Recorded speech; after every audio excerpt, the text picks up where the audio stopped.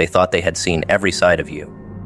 The loud one, the patient one, the angry one, the forgiving one. They built their strategies around those versions, convinced they had mapped the entirety of your range. What they never imagined was silence mixed with precision. The scariest move you pulled off wasn't an explosion of rage, but a measured retreat into clarity. You stopped explaining, stopped defending, stopped feeding their ego with your reactions. That absence of noise was louder than any shout could ever be. They suddenly realized they could no longer predict you, and unpredictability is what terrifies people the most. The scariest move is not the one that breaks a window. It's the one that removes the floor beneath them without warning. They underestimated the power of timing. You didn't fight every battle. You let them believe they were winning, let them grow comfortable in their illusion of dominance. Every time they thought they had you cornered, you played patient, studying the angles. And when the moment came, you made one move that flipped everything. The scariest move is never frantic, it's deliberate. When you finally acted, it wasn't with half measures or desperation. It was decisive, final, and impossible to reverse. That is why it shook them. It reminded them that the person who controls the tempo controls the outcome, and you owned the tempo without them ever noticing. In relationships, the scariest move is detachment. They expected arguments, expected tears, expected spirals. What they didn't expect was indifference. You shifted from proving yourself to protecting yourself, and that transformation made them powerless. They could no longer bait you into their emotional games. Their insults became air, their praise became irrelevant, their drama became background noise. When someone cannot pull you into their chaos anymore, they lose their grip completely. That realization crushed them because it wasn't just that you stopped engaging. It was that you didn't even need them to notice your withdrawal. You left, mentally and emotionally, before they even realized you were gone. The scariest move often feels simple from the inside. It is a choice to conserve energy rather than waste it. They expected you to exhaust yourself explaining, defending, proving. You didn't. You used that energy to build, to grow, to heal. And then when they looked up, expecting you still to be circling them, they found you far ahead. That is the kind of move that terrifies people. Growth done in silence leaves no room for their interference. By the time they notice, you are untouchable. They cannot pull you back because you are already living in a different reality than the one they tried to trap you in. Psychology explains why this unsettles them. Humans crave predictability. It gives them comfort and confidence. They study you expecting patterns, and when those patterns break, their entire framework collapses. Your scariest move wasn't aggression but unpredictability. You took what they thought they knew and flipped it inside out. When someone realizes their map no longer applies, they are left directionless. That is when fear creeps in, because they know if they cannot predict your moves, they cannot protect themselves from the consequences of them. They were prepared for resistance, but they weren't prepared for self-control. That's what made your move terrifying. You didn't fight recklessly. You chose stillness, chose patience, chose long-term advantage over temporary release. Control is a weapon more dangerous than anger because it cannot be manipulated. They pushed every button, expecting sparks, but your calm became a wall they couldn't climb. That wall reminded them they had no power anymore. Power only exists if you hand it to them, and you stopped offering it. The scariest move was showing them that the strings they thought were attached to you had already been cut. You dismantled them without raising your voice. You dismantled them without breaking into chaos. The move that scared them was subtle but permanent. You stopped valuing their approval. Approval was their currency, and once you stopped needing it, they went bankrupt. They thrived on making you prove, but you no longer played the proving game. Instead, you invested in your own worth. That shift destroyed their illusion of superiority. They tried to recover by mocking you, questioning you, testing you again, but nothing landed.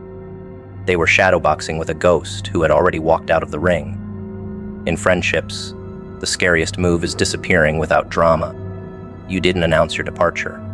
You didn't justify your absence. You simply left. Toxic people expect closure, not because they want peace, but because closure gives them another chance to manipulate. By denying them that, you cut off the supply completely. Silence becomes your blade, sharper than any argument. They tell others stories about why you left, but none of them match the truth. And the truth is the scariest part. You didn't leave because of them. You left because you finally saw yourself clearly, and once that happened, they had no place in your future. The scariest move also lies in reinvention. They thought they had you defined, boxed, labeled. They underestimated how much a person can transform once they stop asking for permission. You changed your habits, your standards, your path. They were still fighting the old version of you, while you were already 3 steps ahead, operating in silence. Reinvention unsettles people, because it forces them to accept they no longer know you. And when they no longer know you, they can no longer control you. That is why they whisper your name with caution now. You became a stranger to them, and strangers are unpredictable. Every toxic game ends when someone refuses to keep playing. They can only spin you in circles if you give them the permission of reaction. They depend on your energy to keep their drama alive. Without your responses, their clever insults are meaningless. Their manipulative silences collapse. Their twisted rules lose weight. You became untouchable the moment you stopped stepping into the arena they built for you. They expected resistance, shouting, an endless back and forths, because those outcomes still kept you chained. What they never prepared for was your indifference. The refusal to play is more devastating than any comeback, because it starves them of the validation they so desperately crave. Refusing to play isn't about walking away with bitterness. It's about walking away with clarity. You stop mistaking their chaos for passion, their insults for honesty, their inconsistency for mystery. You see the game for what it is, a cycle designed to keep you small. Breaking the cycle does not require destroying them. It requires choosing not to respond. Silence becomes your rebellion. It doesn't announce itself. It doesn't beg to be noticed. It simply denies them what they need. And once you deny them, they wither. They can't function without fuel, and you stopped giving them even a spark. In relationships, this is the only way true freedom is earned. A toxic partner thrives on knowing which buttons to push. They don't need to win outright. They just need to prove they can still influence your mood. As long as you are reactive, they are relevant. But when you stop reacting, they lose their anchor. They will escalate. They will perform. They will act as if your refusal to engage makes you cold. Yet beneath that accusation lies panic.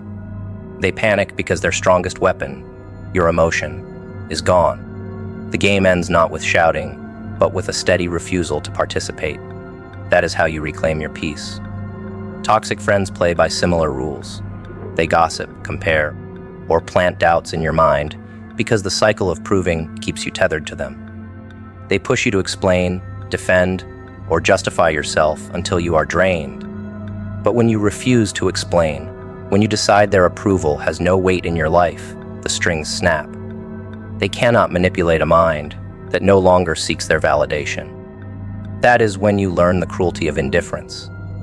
You don't have to expose them. You don't have to warn the world. You just have to refuse to keep playing their endless games. And that refusal speaks louder than any confrontation ever could. In work environments, toxic games can become prisons. Colleagues bait you with competition, bosses dangle false promises, rivals provoke you with politics. They expect you to waste your time reacting, proving, battling for scraps. But the real victory comes when you step back and focus on results instead of performance. Every hour spent playing their game is an hour stolen from your future. When you stop engaging in petty battles and put your energy into building undeniable value, you exit their system entirely. They lose the ability to touch you because you've built something larger than their distractions. That's how careers shift from fragile to untouchable. Psychology explains the grip of these games.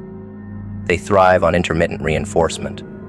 Sometimes you react with anger, sometimes with tears, sometimes with explanation, and that inconsistency feeds their sense of power. It mirrors the same mechanism that keeps people addicted to slot machines. They don't need constant wins. They just need the hope of one. By refusing to play, You strip away their addiction. You deny them the chance of ever winning again. And the moment you break that cycle, the illusion of their power collapses. They are not magicians. They are simply gamblers with tricks, and gamblers always lose when the table is removed. Refusing to play requires strength, because it feels unnatural at first. You've been conditioned to respond, to defend, to prove. The silence feels heavy, the lack of reaction feels wrong. But that discomfort is where transformation begins. You discover that their words don't shape your reality. You learn that peace is not something you beg for. It's something you create by protecting your focus. With every ignored provocation, your foundation grows stronger. And the stronger you become, the weaker they appear. Soon you realize they were never as powerful as they seemed. They only looked big because you were standing too close. The moment you refuse to keep playing, their desperation exposes itself. They will try harder, bait you louder, twist themselves into performances of rage or sorrow. But you see through it. You see the child beneath the mask, screaming for attention because control is slipping away. The performance that once felt intimidating now looks pathetic. That shift in perception is the true ending of the game. They lose their hold over you not because they stopped playing, but because you did. They are still moving pieces on a board you no longer recognize. That is why they look confused, lost, even panicked. Their game continues, but it continues without you, and that absence is unbearable for them. Every toxic game ends when you value your peace more than their approval. When you realize your energy is too expensive to be wasted on proving anything. When you decide that silence is not weakness but power. They thrive on your attention, and you deny it. They thrive on your reaction, and you withhold it. They thrive on your confusion, and you clarify your own truth. With each refusal, you dismantle the structure they built. It doesn't collapse in fire, it collapses in neglect. And neglect is the sharpest cruelty of all, because it leaves them irrelevant. Silence is a weapon, and its strike is felt only after the damage is irreversible. They underestimated how powerful stillness could be, because they thought strength was noise, confrontation, and sharp words. They expected you to fight back openly, to give them the satisfaction of a war they could measure. Instead, you left them with nothing. No reaction, no argument, no explanation. At first, they laughed at your quiet. They mistook it for weakness. But silence is patient. It doesn't reveal its effect immediately. It seeps into their mind, making them question their importance, their influence, their relevance. Long after the moment passes, they begin to feel the wound. And when they finally realize how deep it cuts, there is no undoing it. That's why silence frightens them more than any weapon ever could. Your refusal to engage is not passive. It is calculated. You chose silence when they demanded your reaction because you understood psychology better than they did. Words give them something to twist. Explanations give them something to attack. Defenses give them something to undermine. Silence gives them nothing. It leaves them stranded with their own thoughts, their own insecurities, their own unhealed wounds. People who thrive on control cannot tolerate silence because silence forces them to face themselves. They will replay the moment endlessly, searching for meaning, searching for evidence of victory or defeat. In the end, all they find is emptiness, and that emptiness eats them alive. In relationships, silence is the moment you decide your peace is worth more than their performance. They provoke you to argue, to beg, to spiral, because any of those reactions prove they still matter. But when you stay silent, they feel the absence like a blade. No matter how loud they get, no matter how desperate they act, your quiet becomes unbearable. They accuse you of being cold, detached, heartless. Yet what they are really saying is that your silence is reminding them of a truth they can't escape. They are no longer in control. Once you've chosen silence, the relationship has already shifted. The damage is done, and the balance of power will never tilt back in their favor. The cruelty of silence is that it doesn't just end conversations, it rewrites them. Every word they said echoes louder in their mind because you didn't respond.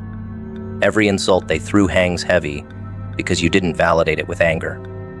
Every manipulative phrase they tried lingers unanswered, which makes them wonder if you saw through it.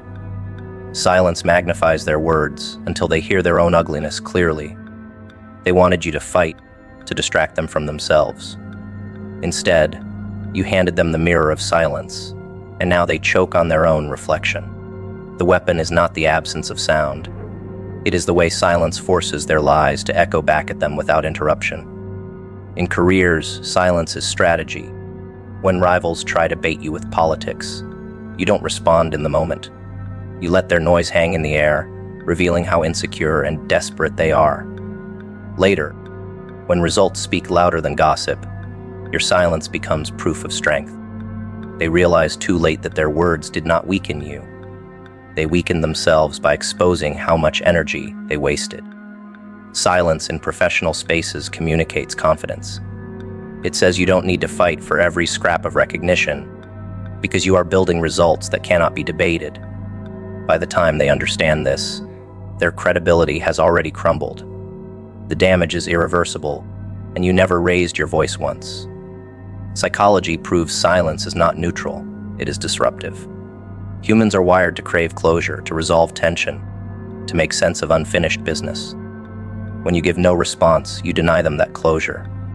That denial creates obsession. They begin replaying conversations in their head, analyzing your expressions, wondering what you are thinking. Your silence becomes louder than any reply. It invades their thoughts long after the moment ends. And the longer the silence stretches, the heavier it becomes. Eventually, they break under the weight of it. By then, the damage is already permanent. Silence has done what noise never could. It has lived in their mind rent-free until they destroy themselves. In love, silence marks the shift from entanglement to liberation. When you stop explaining yourself to someone who twists your words, you stop being their prisoner. They will try everything: mockery, guilt, sweet words, even rage, to make you break your silence. But every failed attempt reminds them that the chains have snapped. They cannot argue with quiet. They cannot manipulate what is not spoken. Your silence becomes your escape, and by the time they realize they can't drag you back, you are already gone. That is why silence is terrifying. It signals endings without announcement. It delivers consequences without warning. It finalizes what they thought they still controlled. Your silence is not just absence. It is presence. It commands attention precisely because it leaves no easy answers. They fill in the blanks with their own fears, their own doubts, their own failures. And the mind always assumes the worst. That's why silence lingers longer than any insult. An insult fades once it's countered. Silence grows until it devours their confidence.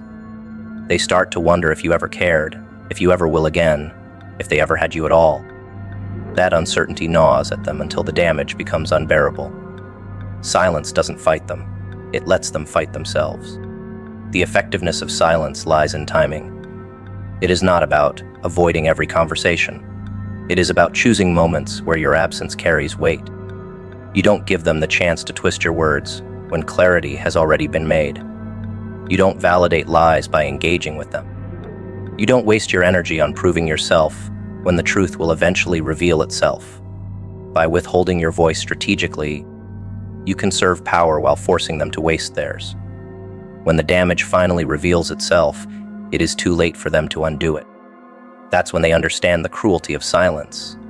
It moves slowly, but once it strikes, it leaves scars that no apology can heal. Power shatters when the pawn refuses to play the role it was assigned. They built their schemes around the assumption that you would obey, that you would bend under pressure, that you would perform the same responses over and over until your usefulness ran dry. They never imagined what would happen if you stopped moving the way they expected. By breaking the script, you broke the system. The illusion of their power was never about superiority. It was about your compliance. When you decided you would no longer play small, the entire game board fractured.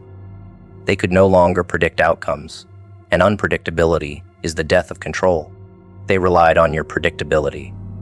Every insult thrown at you was designed to make you defend yourself. Every manipulation planted was designed to make you react emotionally. Every backhanded compliment was meant to keep you hungry for approval. But when you stopped feeding their hunger, they starved. Their power, wasn't inherent. It was borrowed from your reactions. The moment you refused to perform the role of pawn, their leverage turned to dust. They can't intimidate someone who isn't seeking validation.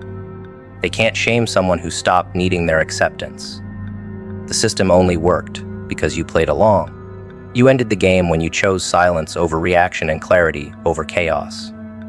In relationships, this realization becomes brutal. Toxic partner counts on your fear of abandonment. They count on guilt, on the idea that you will always fold to their moods. When you stop playing that role, they unravel. They scream louder, sulk harder, manipulate deeper. But none of it works anymore. You refuse to be the pawn they can control. That refusal forces them to face a truth they cannot tolerate. They never had power over you. They only had tricks. Once exposed, those tricks lose all their weight. And when tricks collapse, so does the image of dominance they wrap themselves in. Among friends, refusing to play the pawn changes everything. Some people stay close because they depend on you playing the role of listener, comforter, or backup to their endless chaos. They drain you with problems but vanish when you need support. They believe you will keep showing up because pawns don't walk off the board. But the day you stop answering calls, stop carrying burdens that aren't yours, stop solving problems they create, the dynamic flips. They accuse you of changing, of being selfish, of being cold. What they really mean is that you no longer serve as their pawn. And without pawns, their entire structure collapses. At work, pawns are the ones expected to accept every demand, to take every task, to never question authority. Leaders who thrive on exploitation count on obedience. But once you understand your worth and refuse to be moved like a piece in someone else's strategy, the game shifts. You either command respect where you stand, or you outgrow the board entirely. They call you rebellious, difficult, even arrogant, but the truth is simple. You stopped being their pawn. And without pawns, leaders lose their illusion of power. Real authority requires respect, not blind compliance. When you withdraw compliance, their fake authority shatters. Psychology makes this even clearer. Systems of control are built on roles. Every manipulator assigns parts: victim, savior, villain, fool. They place you where it benefits them most. By accepting the role, you feed their illusion of control. But when you step out of the role, when you refuse to argue, refuse to beg, refuse to explain, the system malfunctions. They don't know how to continue the play without you acting your part. That breakdown terrifies them because it proves their power was never real. Their strength existed only as long as you agreed to remain in character. The cruelty in refusing to be a pawn is that it doesn't require confrontation. You don't need to shout. You don't need to prove. You don't even need to expose them. You simply stop playing. You deny them the reaction, the presence, the attention that sustains their power. And slowly, they crumble under the weight of their own performance. They are left screaming lines to an empty audience, and the silence becomes unbearable. They wanted you in chains, but chains only work if you don't walk away. You walked away, and the chains dissolved. That is the quiet cruelty of liberation. In love, this act is even sharper. When you stop being the pawn, you no longer accept breadcrumbs as affection. You no longer allow cycles of chaos disguised as passion. You no longer let guilt dictate your choices. By stepping off the board, you prove to yourself that you are not dependent on their approval for survival. That shift is terrifying for them because it exposes the truth. They depended on you more than you ever depended on them. You were the one carrying the game, and when you stopped, their illusion collapsed. That collapse leaves scars, because they know they will never find another pawn who played as well as you once did. Your refusal creates freedom, and freedom is contagious.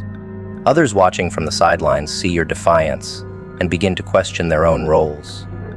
Pawns who thought they had no choice realize they do. And when one pawn refuses, others follow. That is how entire toxic systems collapse, not with loud rebellion, but with quiet refusals that pile into revolutions. By stepping out of your assigned role, you don't just free yourself, you inspire others to do the same. And nothing terrifies manipulators more than the idea of pawns learning they can walk away.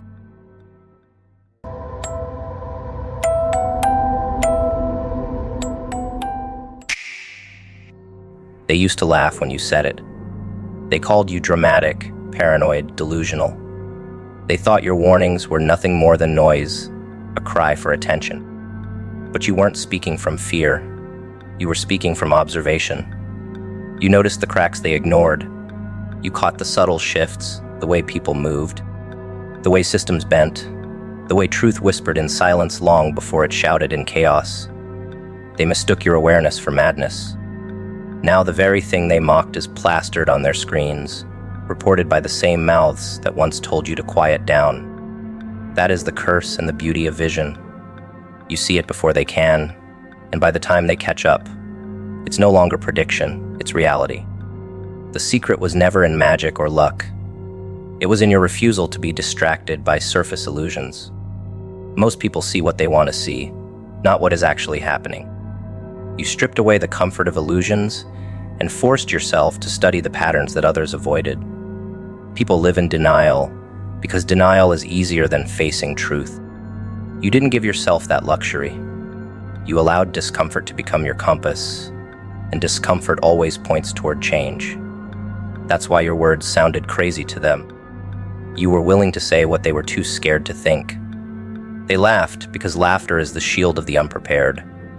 When you told them where things were headed, they mocked to protect their fragile sense of control. They couldn't admit you were right, because that would mean admitting they were blind. People will fight harder to protect their pride than they ever will to protect their future. You didn't need their belief. You needed your own clarity. While they wasted energy debating your sanity, you invested energy in preparing for the storm you knew was coming. That's the difference between a fool and a visionary. You weren't chasing applause. You weren't trying to impress anyone. You weren't trying to look clever. You were simply reading what was already there, etched into the behaviors, the decisions, the choices people kept making without realizing the consequences. It takes a sharp eye to see how small choices add up to inevitable collapse. That's where psychology becomes your weapon. Human beings repeat patterns, even as they swear they've changed. You saw the pattern, and the pattern told the story. That is why you knew. They wanted to believe chaos was random. You knew chaos is designed by neglect. Every broken system collapses not by surprise, but by repeated ignorance. Every failed relationship ends not in one explosion, but in 1,000 small betrayals that no one wanted to admit were happening. Every downfall looks sudden only to those who refuse to pay attention. You paid attention. You saw what they could not because you didn't look away. You let the truth sit, raw and unpolished, until it revealed the ending they didn't want to believe in. The funny part is they will now pretend they knew it all along. They will rewrite the story, placing themselves as wise observers who saw it coming. Once the evidence is undeniable, that's human nature. No one wants to admit they were blind. No one wants to say they ignored the signs. But you remember who doubted, who mocked, who dismissed your words as nonsense. You remember their faces. And while they rewrite their history, your truth needs no edits. It stands on its own, unshaken, because reality doesn't require permission to exist. The power of prediction isn't supernatural. It's rooted in patience. You didn't rush to convince them. You didn't try to force them to see what they weren't ready for. You simply waited. Because visionaries know that truth doesn't need to be argued, it just needs time. Time exposes everything. Time humbles everyone. And now, as your so-called crazy prediction floods every headline, they are forced to confront the fact that your patience outlived their disbelief. What makes your prediction terrifying to them is not just that it came true. It's that it reveals how blind they really were. It forces them to admit they trusted appearances instead of substance.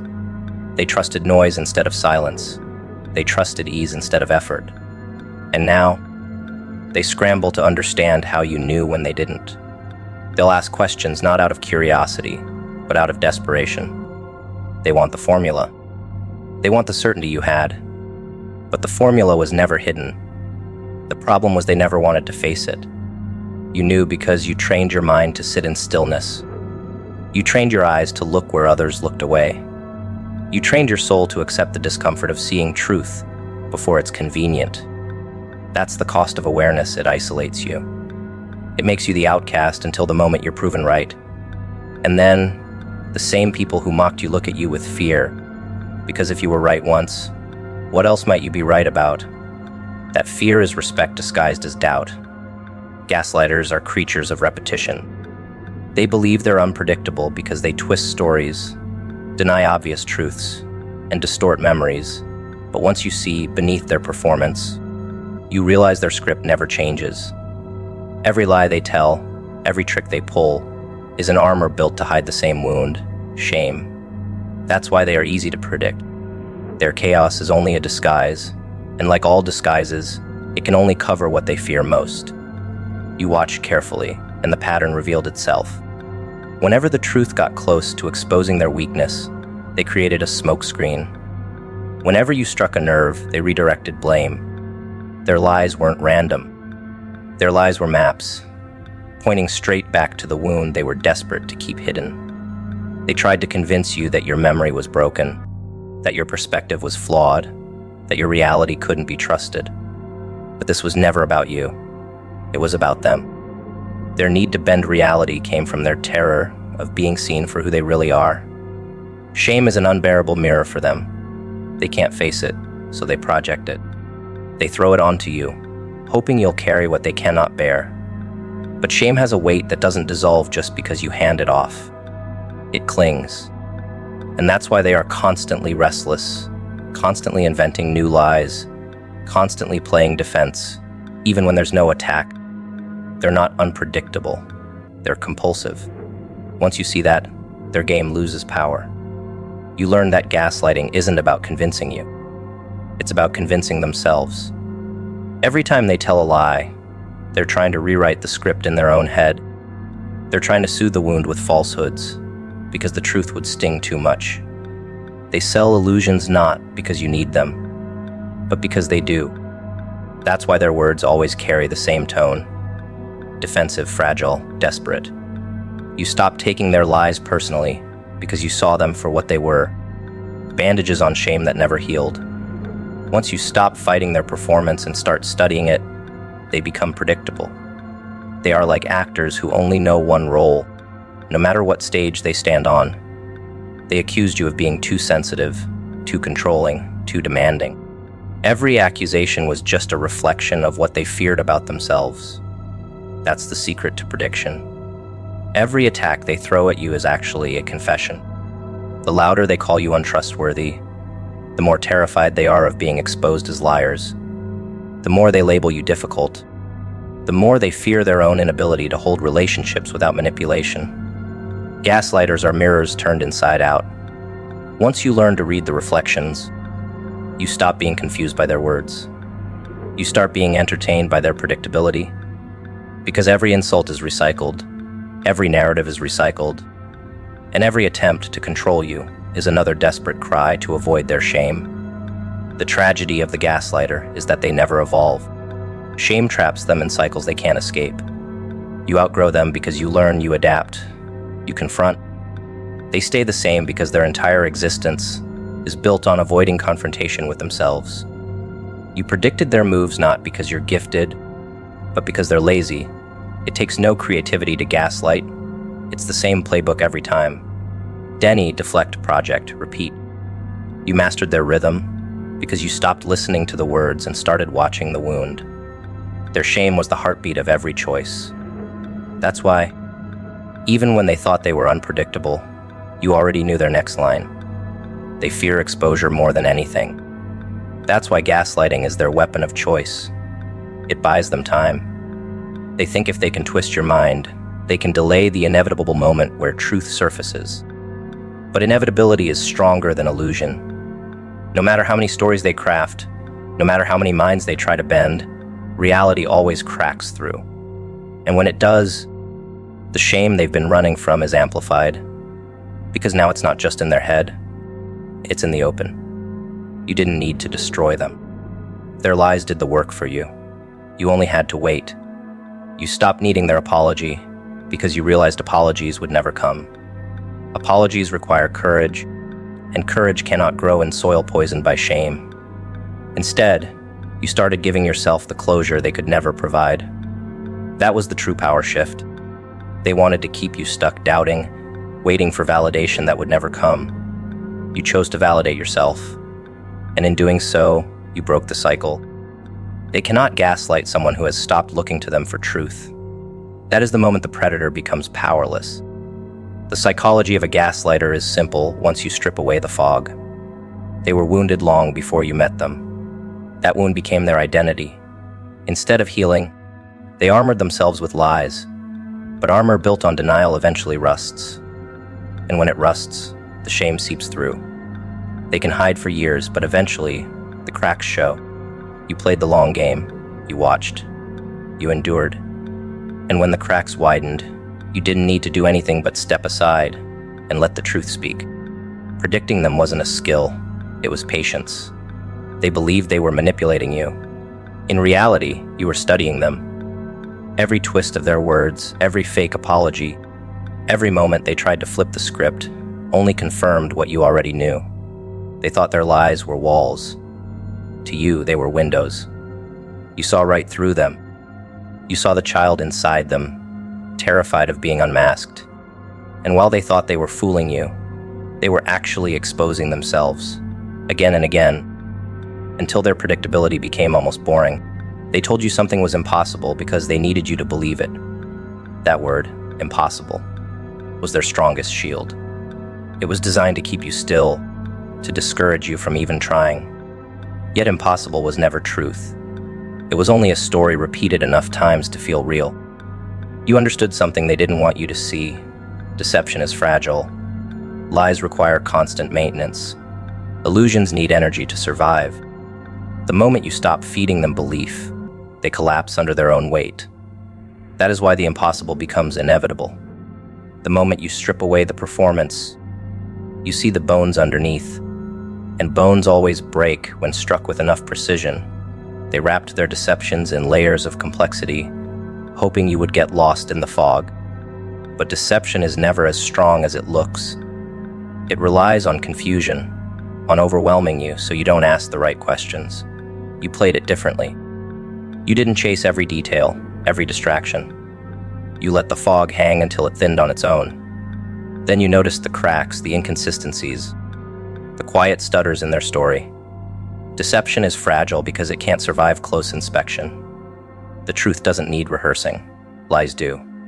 Once you know where to look, the impossible dream of exposing them becomes the inevitable outcome of patience. They told you the mountain was too high, that no one could climb it, but they never said why. They hid behind exaggeration and myth because they were afraid of being proven wrong. You decided not to argue. You started climbing. That's the power of inevitability. You move forward even when they mock you. Step by step, you strip away their lies. Each step reveals the mountain was never as tall as they claimed. Each step proves the myth was only deception dressed as truth. When you reach the top, the impossible they swore would break you becomes the inevitable result of persistence. Deception is fragile because it depends on agreement. A lie only works if you nod along. Once you withhold your agreement, the entire structure trembles. They tried to convince you that you were powerless, but that belief required your cooperation. You stopped cooperating. You stopped giving their words authority. That shift alone was enough to tilt the game in your favor. They thought power meant keeping you small. You showed them power meant refusing to kneel. And once you stood, their deception shattered like glass. They always fear the moment someone sees clearly. That is why they rush to distract, why they pile on noise, why they insist something cannot be done. But truth has a way of cutting through. When you focus, their layers peel back. When you endure, their tricks tire out. Deception cannot last forever.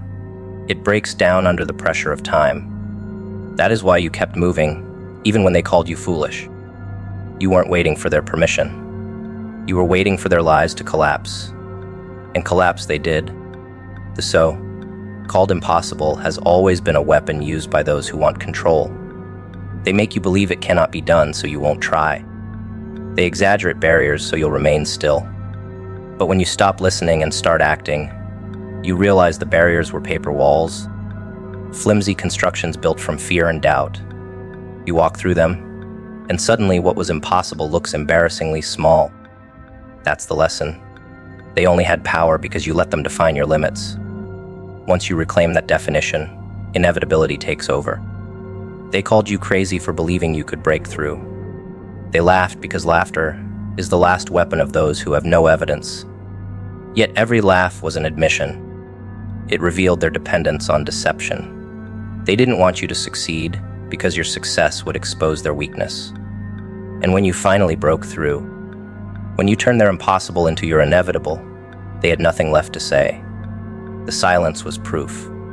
They never believed in their own deception. They only needed you to. You see now that deception is a fragile cage. It doesn't need a key to escape. It only needs awareness. The walls don't hold you, your belief in them does. Once you stop believing, you walk out freely. That's why people who cling to lies fear you. You've already learned how weak the cage really is. You can see the cracks. You can hear the strain. And when you decide to push, the entire structure comes crashing down. The impossible is nothing more than a shadow cast by deception. They tell you it cannot be done because they are too afraid to attempt it themselves. They project their fear onto you, hoping it will bind you as it has bound them. You turned fear into fuel. You moved anyway. You endured the ridicule, the doubt, the silence. And in the end, your victory was not just over the challenge. It was over the illusion itself. You proved that the shadow has no substance once you shine a light on it. Every manipulator believes he is smarter than the room. He thinks his strings are invisible, his whispers undetectable, his traps too clever to escape. For a while it works.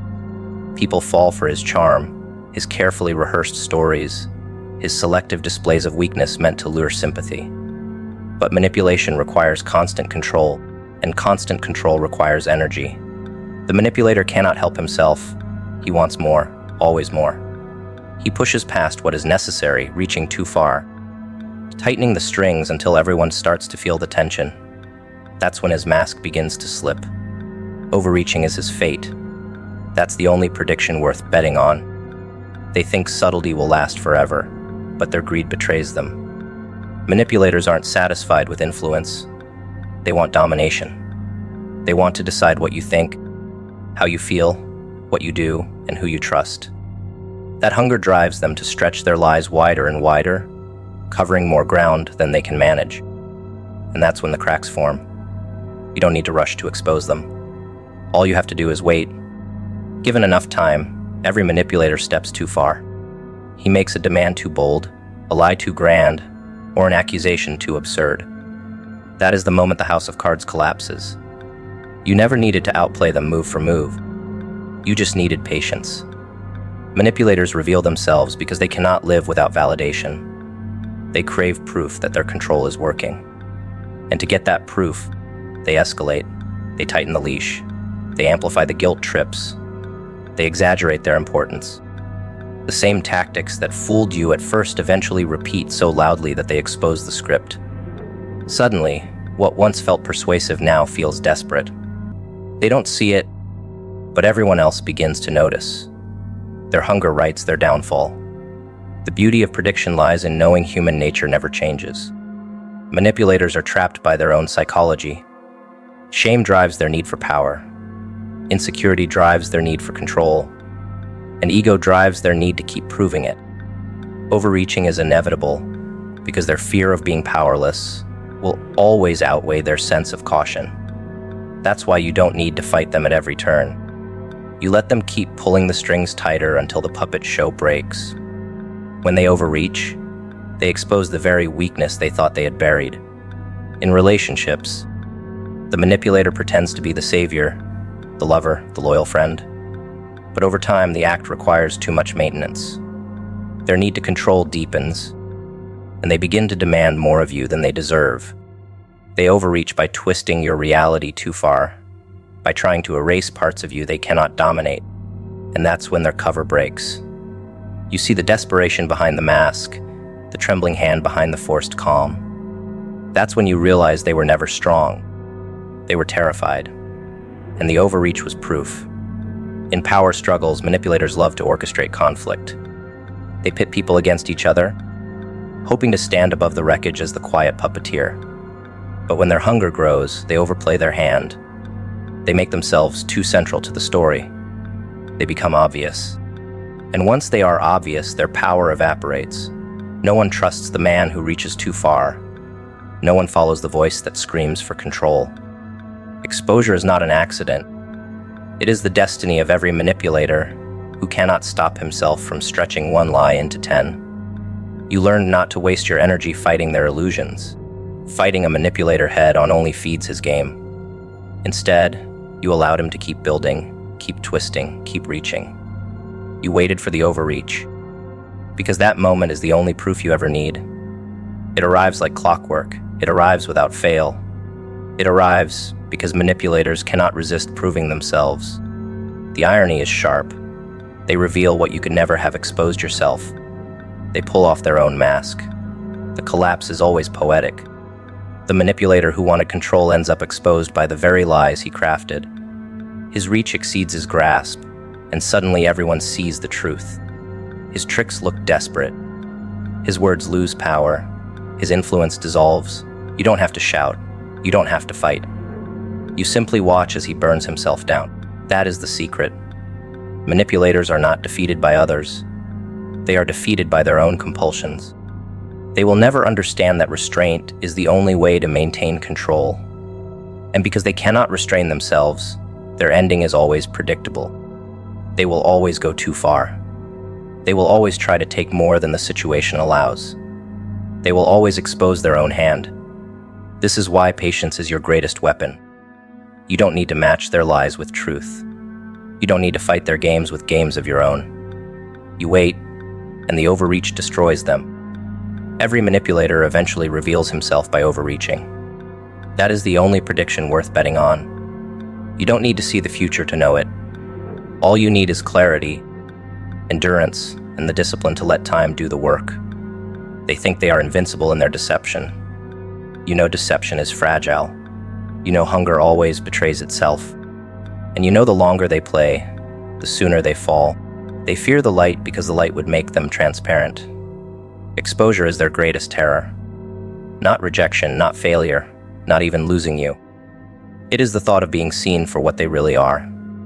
That is why gaslighting becomes their favorite weapon. If they can make you doubt your memory, your intuition, your perception, then the spotlight never turns back on them. They twist your words, erase your experiences, deny the obvious, because truth is lethal to them. Truth is the one mirror they cannot afford to stand in front of. You understood this. That's why you stopped begging them to admit it. They will never admit what they are hiding, because the exposure would feel like death. Gaslighting is not about cleverness. It is about desperation.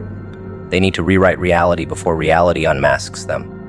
That is why their stories always shift, why their apologies are laced with excuses, why they insist you are too sensitive, too dramatic, too suspicious. They are not defending against you.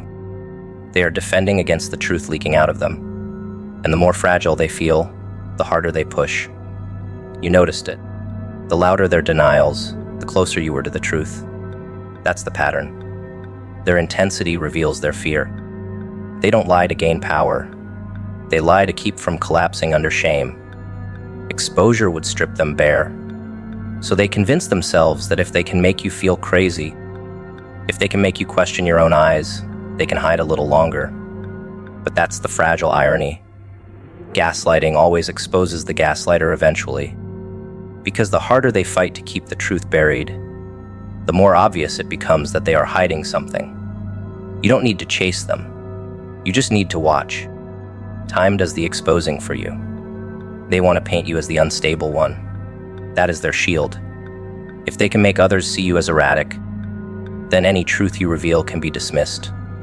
That's why their lies are crafted carefully, dripping with fake concern. They say things like, "I worry about your memory," or "You seem stressed," not because they care, but because they are preparing their defense. They want the world to believe that if exposure comes, it's not real. It's just your imagination. You saw through it. You recognized that fake softness for what it was, fear disguised as kindness. The truth is gaslighting is a confession. Every time they deny the obvious, they confess that the obvious is real. Every time they tell you you're imagining things, they confess they cannot face what they did. Every time they twist your words, they confess their own weakness. You started to see gaslighting not as power, but as panic. Once you understood that they stopped being intimidating, they became predictable. Their denial stopped hurting you.